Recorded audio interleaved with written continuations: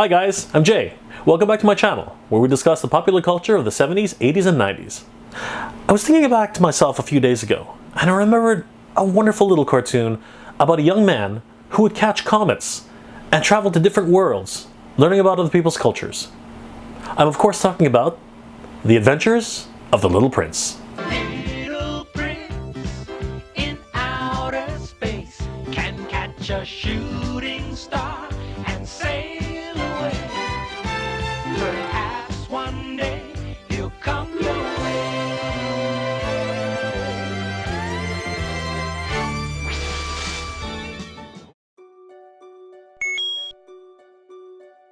The Adventures of the Little Prince was a wonderful cartoon which was broadcast here in Canada on TV Ontario. It really involved a young man who lived on a small planet, and it was called B612. He lived there alone. He had two little volcanoes. One of them was inactive. Or was it three? You know, it's so long ago, I can only remember certain parts of the show. Now one day, a seedling comes and he's able to plant it, and it grows into a beautiful young rose. The prince decides that he has to take care of her. This was a little bit perplexing to me as a child. I didn't understand why the prince was so enamored by this little rose. The only thing else I remembered about the rose was that she was incredibly selfish. Anything that the prince would do for her, she seemed to shun and just have a general disdain for his efforts. It was really perplexing to me, as I always thought, as a young child, people should treat each other fairly. So one day, the prince meets a space bird named Swifty. And Swifty starts to tell the prince all about his adventures throughout space, and that he can visit multiple different planets and find out the different cultures and different people who live there. The prince starts to think that this is a wonderful idea and that he should go out and see the rest of the planets that are out there.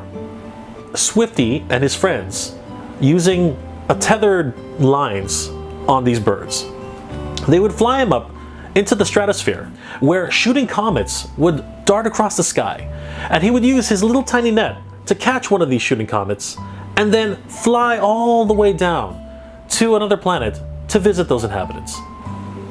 One of my favorite episodes from The Adventures of the Little Prince was when he went to Earth and was stranded in the middle of the Sahara Desert.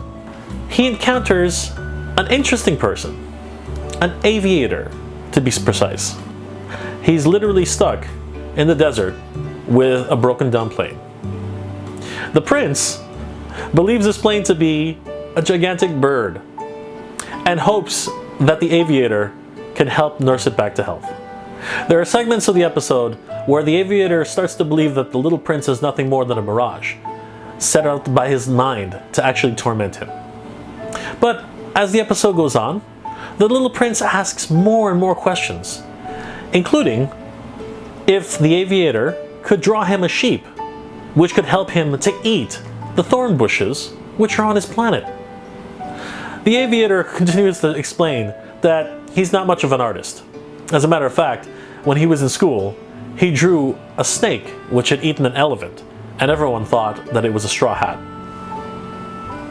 The little prince laughs and still insists for the aviator to draw him a sheep so he can take care of the thorn bushes which are growing on his planet. I always found this to be a wonderfully innocent idea, that if you were just to draw a sheep, that it would start eating the thorn bushes and take care of all those things.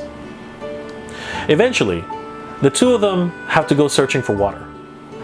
As they wander the desert, the two find what they believe to be a city. It's no mirage, it just ends up being an abandoned city. The aviator truly begins to lose hope, thinking that they will never be able to find any water. But the little prince encourages the aviator to push on and to believe, because if there really is nothing left to believe in, then they truly will be finished. Luckily, after all hope is lost, the two of them finally find an oasis in the desert. It's then that the two start sharing a wonderful moment in the episode. where the aviator starts looking back up to the sky and remembers what it was to be able to imagine. Well, so you have made me believe, little prince. It must be a most marvelous world you come from, oui? It's called B612. How you came here, je ne sais pas. But I much enjoy your company. Merci. Eventually, the aviator falls asleep, and the little prince senses that it's time for him to go. Before the little prince leaves, he writes something down in the aviator's notebook. When the aviator wakes up, he looks around to find the prince missing. Believing that it probably was actually a mirage, he discovers the note and realizes that everything was true. I have a lot of fond memories about the adventures of the Little Prince, but it's not without its flaws. The original series was created in Japan and was called Hoshi no Oujisama Petit Prince, which literally translates to Prince of the Stars, the Petit Prince. Unfortunately, the localization team here in North America seems to not have really understood how to edit film very well. A lot of the times, the visuals do not match up with the voice actor's performance. Sometimes you'll see characters who appear to be arguing with one another, whereas their dialogue makes it appear as if they're just having a regular conversation. Oftentimes, you'll see that characters seem to be talking about a certain situation, and yet the visuals are slightly askew compared to what they're talking about. You'll never come back. I know it. I promise I'll be back. No, you'll forget all about our little world, and I'll just spend the rest of my life under this glass jar. Okay. It's a little bit confusing, but the actual production company here in North America did an okay job as far as I'm concerned. As a child, I was still able to understand exactly what they were trying to explain. And it really did touch me. So much so that I'm still talking about it today. The Adventures of the Little Prince is based off of a novel, which was written by Antoine de Saint-Exupéry, who was a famous French explorer and aviator.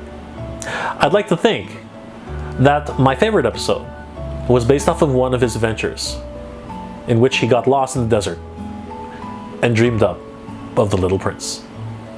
If you'd like to see episodes of The Adventures of the Little Prince, you might want to take a look on Amazon or eBay for some DVDs that someone might be selling on there. Well guys, that'll about do it for my look back at The Adventures of the Little Prince. I really hope you enjoyed this episode. If you do, please leave me a like. It really helps me out. If you like this episode, please also try to share it, as I think some other people would love to learn about these wonderful cartoons which we happen to be talking about. If you have any suggestions or anything else you'd like me to review, please leave that in the comment section below. As always guys, thank you very much for watching. Check out some of the other episodes I've done. You can also follow me on Facebook and Twitter.